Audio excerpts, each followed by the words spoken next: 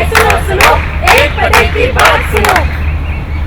आओ मिलकर तुम्हें दिखाएं झांकी हिंदुस्तान की, इस मिट्टी से तिलक करो ये धरती है बलिदान की। वंदे मातरम, वंदे मातरम, वंदे मातरम, वंदे मातरम। कितना सुंदर भारत है हमारा, कितने मनोरम दृश्य हैं यहाँ पे। हरियाली, खेती किसानी, प्यारे प्यारे लोग। आइए इस प्यारे से भारत की एक झलक आपको दिखाते हैं। ये गांव तो बड़ा ही सुंदर है, पर ये पता मिल ही नहीं रहा, और इस गांव में कोई दिख भी नहीं रहा। राम राम बहन जी। राम राम भाई, राम राम।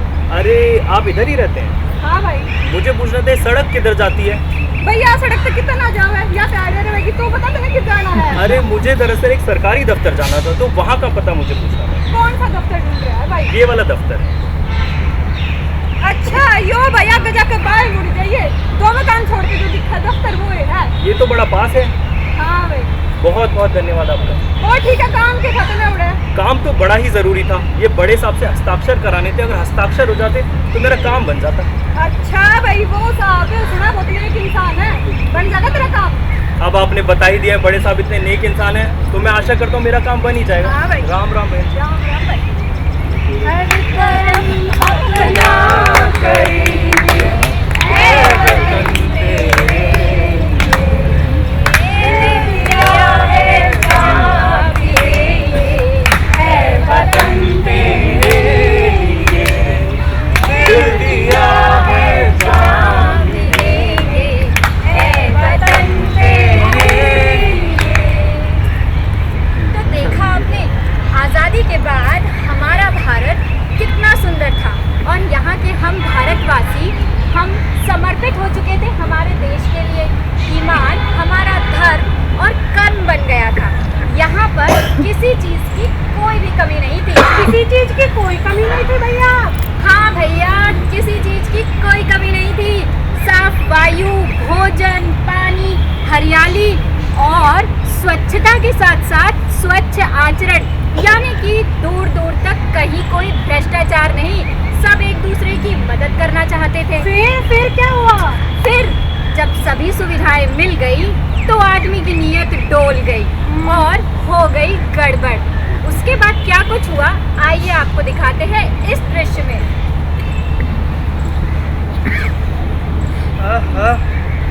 बारिश भी हो गई, ये लोन और मिल जाता तो एक ट्रैक्टर खरीद लेता। नमस्कार रामलाल जी, क्या हाल है? अरे बढ़िया भैया, थोड़ा सा परेशान चल रहा हूँ। क्यों, क्या परेशानी की बात हो गई? अरे भैया क्या बताएं, वही लोन का विषय है। जब भी बैंक जाओ वो उसका बाबू कहता है कि हमारे कोई कागज पूरे नहीं हो पा रहे, और वो हमको बार बार भगा देता। तो बैंक के बाबू के पास जाते ही क्यों, सीधा मैनेजर साहब के पास क्यों नहीं जाते? भैया हम तो मैनेजर साहब से मिलने जाते हैं, लेकिन उनका बाबू हमको मिलने ही नहीं देता। बात तो तुम्हारी सही है रामलाल, ये सब, लेकिन ये सब सबकी मिली भगत है। बिना चाय पानी के काम नहीं होगा तुम्हारा। भैया चाय पानी? हाँ। उस चाय पानी को भैया चाय की पत्ती चाहिए, चीनी चाहिए, वो तो हम कुछ लाए ही नहीं। हो रामलाल तुम एकदम। अरे भैया, चाय पानी का मतलब ये वाला चाय पानी नहीं होता, ये वाला चाय पानी होता है ये दुनिया है पैसा बोलता है, पैसा बोलता है। मैं गोल हूँ दुनिया गोल, मैं गोल हूँ दुनिया गोल, जो बोलूं खोल दूं सबकी पोल। ये पैसा बोलता है, ये पैसा बोलता है, ये पैसा बोलता है, ये पैसा बोलता है। अरे भैया वो वाला चाय पानी? हाँ। भैया हम तो बहुत ही गरीब आदमी हैं, हम उस चाय पानी में ऐसा कैसे करवा पाएंगे? बात तो तुम्हारी सही है रामलाल, लेकिन मैं एक ऐसे मास्टर जी को जानता हूँ जो कि सुना है बाहर से पढ़ के आए हैं, और उनके पास हर समस्या का समाधान होता है। तो हम तुम्हारी इस समस्या को लेकर चलते हैं उनके पास और पूछते हैं क्या हो सकता है इसमें समाधान। आओ मेरे साथ। चलिए भैया चलिए। चलो।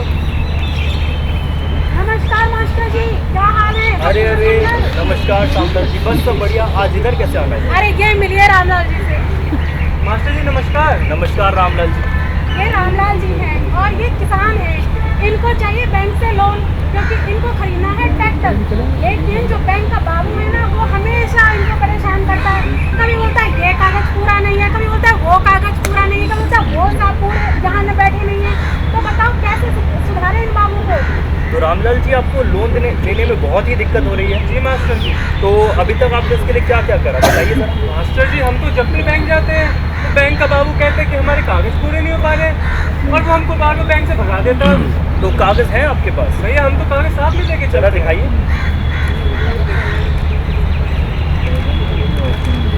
कागज तो आपके पूरे लग रहे हैं मुझे। आपके पास आधार कार्ड भी है, पैन कार्ड भी है, यहाँ की आपने ट्रैक्टर लेना चाहते हैं वो भी अपने लोन में स्पष्ट रूप से लिखा हुआ है। तो आपको लोन तो आसानी से मिल जाना चाहिए, ये बाबू आपका लोन रोक ही नहीं सकता। मास्टर जी, आप कह रहे हैं इनको लोन मिल जाएगा क्योंकि इनके कागज पूरे हैं, लेकिन उन बेचारे भोले भाले लोगों का क्या करें जिनको ज़्यादा पता नहीं है और बैंक में बैठे ऐसे बाबू उनको चक्कर खिलाते रहते हैं। तो कोई ऐसा समाधान बताइए जिससे कि सांप भी मर जाए और लाठी भी ना टूटे। तो ऐसे में हमें ऐसे भ्रष्ट कर्मचारियों के खिलाफ एक शिकायत दर्ज करनी चाहिए जिससे हम देश से भ्रष्टाचार खत्म कर सकें।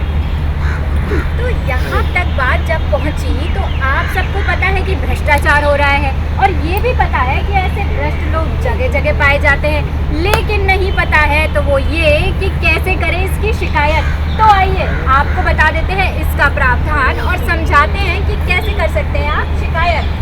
तो अगर आप लोग भी रामलाल जी की तरह परेशान नहीं होना चाहते तो पिट्टी में शिकायत दर्ज कीजिए जिस पर सचिव या केंद्रीय सतर्कता आयोग लिखा होना चाहिए। लिफाफे पर स्पष्ट रूप से सार्वजनिक हित प्रकटीकरण के तहत या पिट्टी लिखा होना चाहिए। सुना रामलाल तुमने? जी भैया जी। और भैया ये भी ध्यान रखिए, जब भी आप शिकायत दर्ज करें तो उसकी शुरुआत या अंत में ही अपना नाम व पता मेंशन करें। लिफाफे पर कोई जानकारी नहीं देनी है जिससे आपकी पहचान गोपनीय रह सके और साथ ही साथ CBC पोर्टल पर जाकर आप सामान्य शिकायत दर्ज कर सकते हैं। समझे भैया? शिकायतें केवल डाक द्वारा ही भेजी जाएं, सबसे आसान तरीका। और भैया याद रखें, लिखित पत्र के अलावा किसी भी माध्यम से प्राप्त शिकायतों पर कोई विचार नहीं किया जाएगा। शिकायतकर्ता को ये सलाह दी जाती है कि वह किसी भी प्रकार का पत्राचार आयोग के साथ अपने हित में भविष्य में ना करे। और अधिक जानकारी के लिए आप वेबसाइट विजिट कर सकते हैं जहां पिछले सर्कुलर की कॉपियां भी उपलब्ध हैं।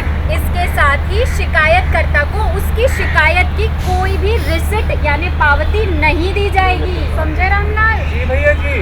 मास्टर जी आपका बहुत बहुत शुक्रिया।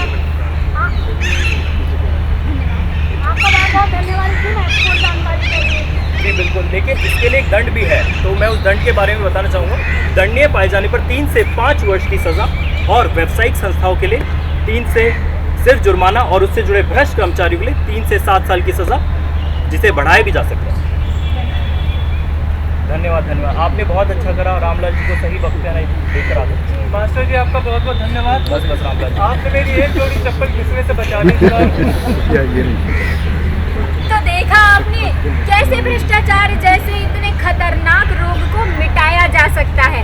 और अब आपके सामने एक और खास बात, स्कूल कॉलेज में एडमिशन चाहिए तो भाई पैसा चाहिए। ड्राइविंग लाइसेंस हो, चुनाव हो, शादी हो या ब्याह हो, अगर आपकी जेब में है पैसा तो आपका काम आसान, वरना धक्के खाओ मेरे यार। ये क्या हो गया मेरे देश को? अब अधिकतर जगह यही सुनने को मिलता है। स्कूल कॉलेज में दाखिले खोले, सबकी जेब नोट से बोले हाय करप्शन, हाय करप्शन, जय करप्शन, जय करप्शन। आखिर भला कैसे होगा इलाज जब डॉक्टर को ना होगा ज्ञान? पद, पैसा और अधूरा ज्ञान, आखिर कैसा है ये गुण मिलान? हाय करप्शन, हाय करप्शन, जय करप्शन, जय करप्शन। और अब आपके लिए प्रस्तुत है यहाँ पर एक गीत जिसे हमने रैप के फॉर्म में तैयार किया है।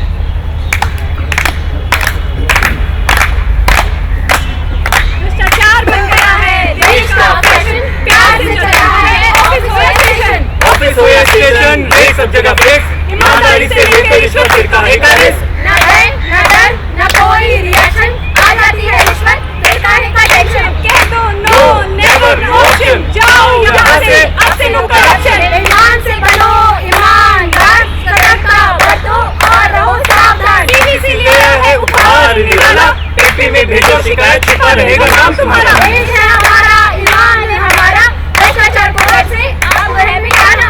आ जाए समझ, एक पते की बात, भ्रष्टाचार को रोको, बनो सिटीजन स्मार्ट। तो देखा आपने, इतनी समझदारी से आप भ्रष्टाचार को जड़ से मिटा सकते हैं। तो आइए आज हमारे साथ प्रतिज्ञा लीजिए कि अब